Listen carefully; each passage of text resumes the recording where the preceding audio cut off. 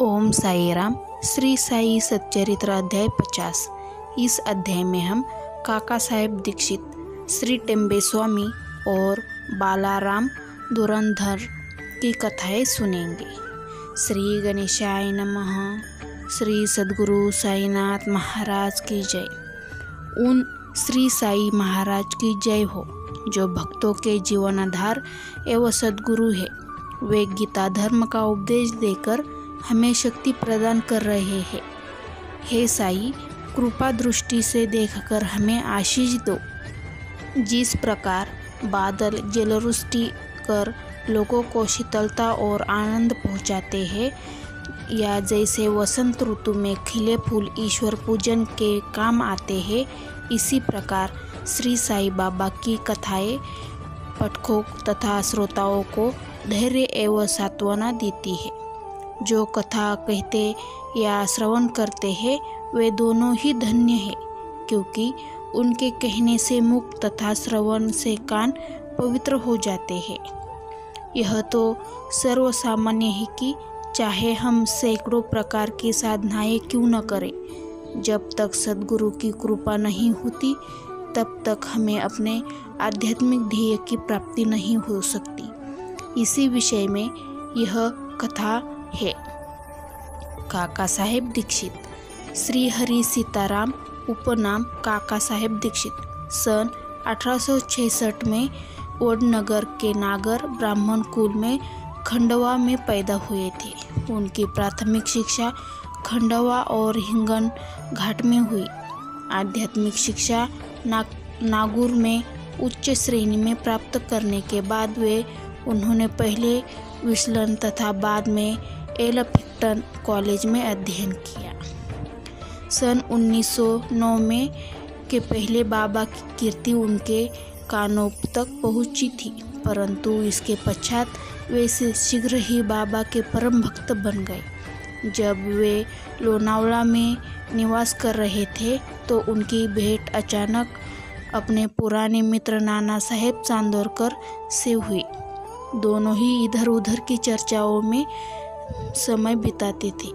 काका साहेब ने उन्हें बताया कि जब वे लंदन में थे तो रेलगाड़ी पर चढ़ते समय कैसे उनका पैर फिसला तथा कैसे उनमें चोट आई। इसका पूर्ण विवरण सुनाया। काका साहेब ने आगे कहा कि मैंने सैकड़ों उपचार किए परंतु कोई लाभ न हुआ। नाना साहेब ने उनसे कहा कि यदि तुम इस लंगड़ेपन तथा कष्ट से मुक्त होना चाहते हो तो मेरे सद्गुरु श्री साई बाबा की शरण में जाओ।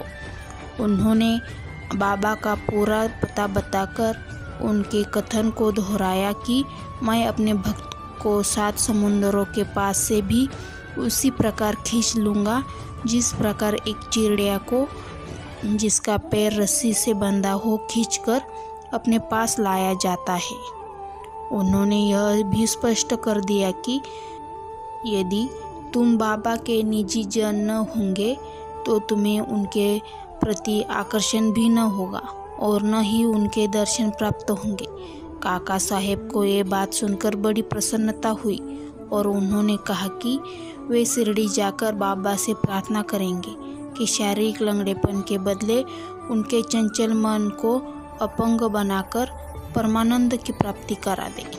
कुछ दिनों के पश्चात ही मुंबई विधानसभा के चुनाव में मत प्राप्त करने के संबंध में काका साहेब दीक्षित अहमदनगर गए और सरदार काका साहेब मेरीकर के यहाँ ठहरे। श्री बाला साहेब मेरीकर जो कि कोपरगांव के मामलतदार तथा काका साहेब मेरीकर के सुपुत्र थे, वे भी इसी समय अशोक प्रदर्शनी देखने के हेतु अहमदनगर पधारे थे। चुनाव का कार्य समाप्त होने के पश्चात काका साहेब दीक्षित शिरडी जाना चाहते थे।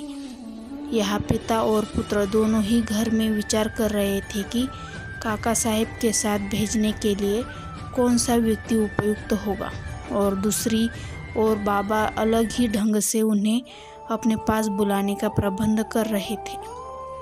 श्यामा के पास एक तार आया कि उनकी सास की हालत अधिक शोचनीय है और उन्हें देखने को वे शीघ्र ही अहमदनगर को आए। बाबा से अनुमति प्राप्त कर श्यामा ने वहां जाकर अपनी सास को देखा, जिनकी स्थिति में अब पर्याप्त सुधार हो चुका था। प्रदर्शनी को जाते समय नाना साहेब पानसे तथा अप्पा साहेब दीक्षित से भेंट करते तथा उन्हें अपने साथ शिरडी ले जाने को कहा। उन्होंने श्यामा के आगमन की सूचना काका साहेब दीक्षित और मिरीकर को भी दे दी। संध्या समय श्यामा मिरीकर के घर आए। मिरीकर ने श्यामा का काका साहेब दीक्षित से परिचय कर दिया और फिर ऐसा निश्चय हुआ कि काका साहेब दीक्षित उनके साथ रात 10 बजे वाली गाड़ी से कोपरगांव को रवाना हो जाए। इस निश्चय के बाद ही एक विचित्र घटना घटी। बाला साहेब मिरीकर ने बाबा के एक बड़े चित्र पर से पर्दा हटाकर काका साहेब दीक्षित को उनके दर्शन कराए, तो उन्हें यह देखकर आश्चर्य हुआ कि जिनके दर्शनार्थ मैं शिरडी जाने वाला हूँ, वही इस चित्र के रूप में मेरे स्वागत हेतु यहाँ विराजमान है। तब अत्यंत द्रवित होकर वे बाबा की वंदना करने लगे। यह चित्र मेघा का था और कांच लगाने के लिए मिरीकर के पास आया था। दूसरा कांच लगवाकर उसे काका साहेब दीक्षित तथा श्यामा के हाथ वापस शिरडी भेजने का प्रबंध किया गया। 10 बजे से पहले ही स्टेशन पर पहुंचकर उन्होंने द्वितीय श्रेणी का टिकट ले लिया। जब गाड़ी स्टेशन पर आई तो द्वितीय श्रेणी का डिब्बा खचाखच भरा हुआ था। उसमें बैठने को तिलमात्र भी स्थान न था।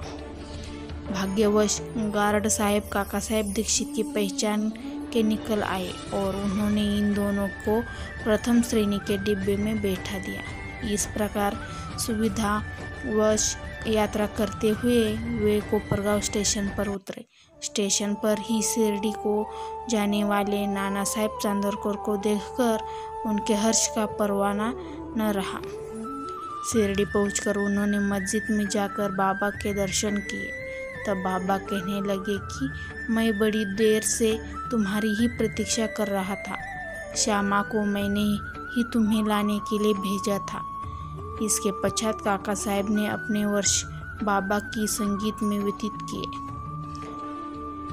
उन्होंने शिरडी में एक बाड़ा बनाया जो उनका प्रायतः स्थायी घर हो गया।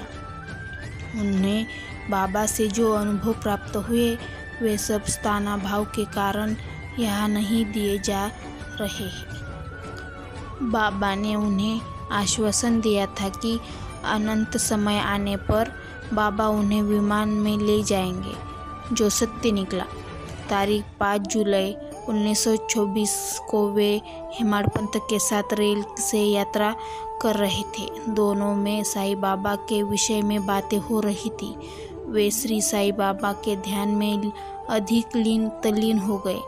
तभी अचानक उनकी गर्दन हेमाडपंत के कंधे से जा लगी और उन्होंने बिना किसी कष्ट तथा घबराहट के अपनी अंतिम श्वास छोड़ दी। श्री टेम्बे स्वामी। अब हम द्वितीय कथा पर आते हैं, जिससे स्पष्ट होता है कि संत परस्पर एक दूसरे को किस प्रकार प्रेम किया करते हैं। एक बार श्री वासुदेवानंद सरस्वती, जो श्री टेम्बे स्वामी के नाम से प्रसिद्ध है, ने गोदावरी के तीर पर रामहिंद्री में आकर डेरा डाला। वे भगवान दत्तात्रेय के कर्मकांडी ज्ञानी योगी भक्त थे।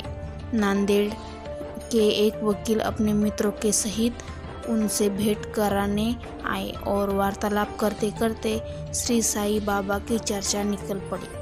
बाबा का नाम सुनकर स्वामी जी ने उन्हें बद्ध प्रणाम किया और पुंडलिकराव यानी वकील को एक श्रीफल देकर उन्होंने कहा कि तुम जाकर मेरे भ्राता श्री साईं को प्रणाम कर कहना कि मुझे न विसरे तथा सदैव मुझ पर कृपा दृष्टि रखे। उन्होंने यह भी बात बताई कि सामान्यतः एक स्वामी दूसरे को प्रणाम नहीं करता, परंतु यहाँ विशेष रूप से ऐसा किया गया है। श्री पुंडलिकराव ने श्रीफल लेकर कहा कि मैं इससे बाबा को दे दूंगा तथा आपका संदेश भी उचित था। स्वामी ने बाबा को जो भाई शब्द से संबोधित किया था वह बिल्कुल ही उचित था। उधर स्वामी जी अपनी कर्मकांडी पद्धति के अनुसार दिन रात अग्निहोत्र प्रज्वलित कर रखते थे और इधर बाबा की धुनी दिन रात मस्जिद में जलती रहती थी। 1 मास के पश्चात ही पुंडलिकराव अन्य मित्रों सहित श्रीफल लेकर शिरडी को रवाना हुए। जब वे मनमाड़ पहुँचे तो प्यास लगने के कारण एक नाले पर पानी पीने गए। खाली पेट पानी न पीना चाहिए, यह सोचकर उन्होंने कुछ चिवड़ा खाने को निकाल जो खाने में कुछ अधिक तीखा सा प्रतीत हुआ। उसका तीखापन कम करने के लिए किसी ने नारियल फोड़कर उनमें खोपरा निकाला और इस तरह उन लोगों ने चिवड़ा स्वादिष्ट बनाकर खाया। अभाग्यवश जो नारियल उनके हाथ से फूटा वही था जो स्वामी जी ने पुंडलिकराव को भेंट देने में को दिया था। शिरडी के समीप पहुंचने पर उन्हें नारियल की स्मृति हो आई। उन्हें यह जानकर बड़ा ही दुख हुआ कि भेंट स्वरूप दिए जाने वाला नारियल ही फोड़ दिया गया। डरते डरते और कांपते कांपते हुए वे शिरडी पहुँचे और वहाँ जाकर उन्होंने बाबा के दर्शन किए। बाबा को तो यह नारियल के संबंध में स्वामी से बेतार का तार प्राप्त हो चुका था, इसलिए उन्होंने पहले ही पुंडलिकराव से प्रश्न किया कि मेरे भाई की भेजी हुई वस्तु लाओ। उन्होंने बाबा के चरण पकड़कर अपना अपराध स्वीकार करते हुए अपनी चूक के लिए उनसे क्षमा याचना की। वे उसके बदले में दूसरा नारियल देने को तैयार थे, परंतु बाबा ने यह कहते हुए उसे अस्वीकार कर दिया कि उस नारियल का मूल्य इस नारियल से कई गुना अधिक था और उसकी पूर्ति इस साधारण नारियल से नहीं हो सकती। फिर वे बोले कि अब तुम कुछ चिंता न करो, मेरी ही इच्छा से वह नारियल तुम्हें दिया गया था, मार्ग में फोड़ा गया है। तुम स्वयं में कर्तापन की भावना क्यों लाते हो? कोई भी श्रेष्ठ या कनिष्ठ कर्म करते समय अपने को कर्ता न जानकर अभिमान तथा अहंकार से परे होकर ही कार्य करो, तभी तुम्हारी गति से प्रगति होगी। कितना सुंदर उनका यह आध्यात्मिक उपदेश था। बालाराम धुरंधर। मुंबई के श्री बालाराम धुरंधर प्रभु जाति के एक सज्जन थे। वे मुंबई के उच्च न्यायालय में एडवोकेट थे तथा किसी समय शासकीय विधि विद्यालय और मुंबई के प्राचार्य भी थे। उनका संपूर्ण कुटुंब सात्विक तथा धार्मिक था। श्री बालाराम ने अपनी जाति की योग्य सेवा की और इस संबंध में एक पुस्तक भी प्रकाशित कराई। इसके पश्चात उनका ध्यान आध्यात्मिक और धार्मिक विषयों पर गया। उन्होंने ध्यानपूर्वक गीता, उसकी टीका, ज्ञानेश्वरी तथा अन्य दार्शनिक ग्रंथों पर अध्ययन किया। वे पंढरपुर के भगवान विठोबा के परम भक्त थे। सन 1912 में उन्हें श्री साईं बाबा के दर्शनों का लाभ हुआ। 6 मास पूर्व उनके भाई बाबू लजी और वामनराव ने शिरडी आकर बाबा के दर्शन किए थे और उन्होंने घर लौटकर अपने मधुर अनुभव भी श्री बालाराम और परिवार के अन्य लोगों को सुनाए। तब सब लोगों ने शिरडी जाकर बाबा के दर्शन करने का निश्चय किया। यहाँ शिरडी में उनके पहुँचने के पूर्व ही बाबा ने स्पष्ट शब्दों में कह दिया कि आज मेरे बहुत से दरबारीगण आ रहे हैं। अन्य लोगों द्वारा बाबा के उपरोक्त वचन सुनकर धुरंधर परिवार को महान आश्चर्य हुआ। उन्होंने अपनी यात्रा के संबंध में किसी को भी इसकी पहले से सूचना न दी थी। सभी ने आकर उन्हें प्रणाम किया और बैठकर वार्तालाप करने लगे। बाबा ने अन्य लोगों को बताया कि ये मेरे दरबारीगण है, जिनके संबंध में मैंने तुमसे पहले कहा था। फिर धुरंधर भ्राताओं से बोले कि मेरा और तुम्हारा परिचय 60 जन्म पुराना है। तभी नम्र और सभ्य थे, इसलिए वे सब हाथ जोड़ते हुए बैठे बैठे बाबा की ओर निहारते रहे। उनमें सब प्रकार के सात्विक भाव जैसे अश्रुपात, रोमांच तथा कंठाविरोध आदि जागृत होने लगे और सबको बड़ी प्रसन्नता हुई। इसके पश्चात वे सब अपने निवास स्थान पर भोजन को गए और भोजन तथा थोड़ा विश्राम लेकर पुनः मस्जिद में आकर बाबा के पाँव दबाने लगे। इस समय बाबा चिलम पी रहे थे। उन्होंने बालाराम को भी चिलम देकर एक फूंक लगाने को आग्रह किया। यद्यपि अभी तक उन्होंने कभी धूम्रपान नहीं किया था, फिर भी चिलम हाथ में लेकर बड़ी कठिनाई से उन्होंने एक फूंक लगाई और आदरतापूर्वक बाबा को लौट दी। बालाराम के लिए यह अनमोल घड़ी थी। वे 6 वर्षों से श्वास रोग से पीड़ित थे, पर चिलम पीते ही वे रोग मुक्त हो गए और उन्हें फिर भी कभी कष्ट न हुआ। 6 वर्षों के पश्चात उन्हें एक दिन पुनः श्वास रोग का दौरा पड़ा। यह वही महापुण्यशाली दिन था जबकि बाबा ने महासमाधि ली। वे गुरुवार के दिन शिरडी आए थे। भाग्यवश उसी रात्रि को उन्हें चावड़ी उत्सव देखने का अवसर मिल गया। आरती के समय बालाराम को चावड़ी में बाबा का मुखमंडल भगवान पांडुरंग सरीखा दिखाई पड़ा। दूसरे दिन काकड़ा आरती के समय उन्हें बाबा के मुखमंडल की प्रभा अपने परम इष्ट भगवान पांडुरंग के सदृश पुनः दिखाई दी। श्री बालाराम धुरंधर ने मराठी में महाराष्ट्र के महान संत तुकाराम का जीवन चरित्र लिखा है, परंतु खेद है कि पुस्तक प्रकाशित होने तक वे जीवित न रह सके।